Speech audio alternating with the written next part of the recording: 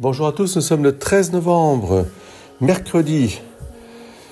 En attendant le bonheur que nous espérons, quand se manifestera la gloire de Jésus-Christ, faisons la volonté du Père. Il nous a appelés afin que nous vivions et que nous recherchions la vertu avec plus d'ardeur. C'est-à-dire, au fond, de rejeter la malice qui marche en tête de tous les péchés, de fuir l'impiété pour ne pas nous laisser assaillir par toutes sortes de maux.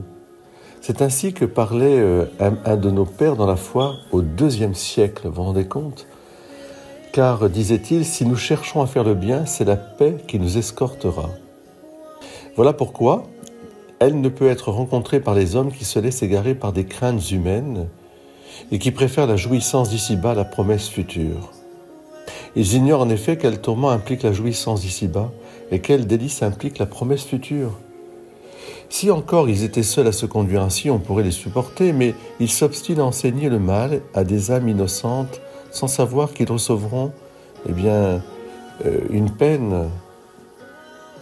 Alors, dit cet auteur incroyable qui nous est proposé dans les lectures de l'office d'aujourd'hui, « Quant à nous, dit-il, servons Dieu avec un cœur pur et nous serons justes. » Je vous invite en ce jour, ce 13 novembre, à apporter justement cette volonté de Dieu partout où vous serez. Le Seigneur est vraiment mon berger, rien ne saurait me manquer. Lui, nous étions égarés, mais il nous a sauvés par sa miséricorde. Il est venu nous chercher. Comme le dit Paul à Tite, dans sa lettre à Tite, rappelle à tous ce qui s'est passé. Nous étions insensés, révoltés, égarés, nous vivions dans la méchanceté, la jalousie.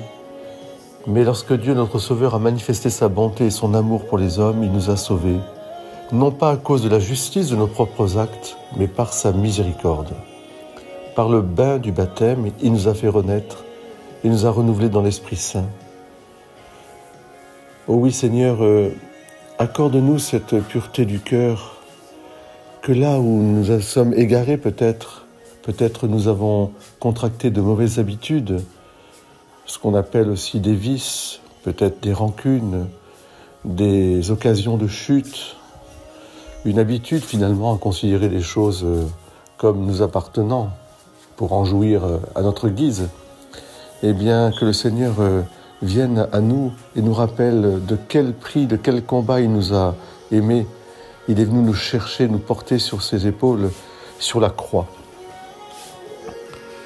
Soyez bénis, chers frères. Cet esprit, Dieu l'a répandu en nous, sur nous en abondance, par Jésus-Christ notre Sauveur, afin que, rendus justes par sa grâce, nous devenions en espérance héritiers de la vie éternelle. Belle journée à vous tous. Merci les Landes.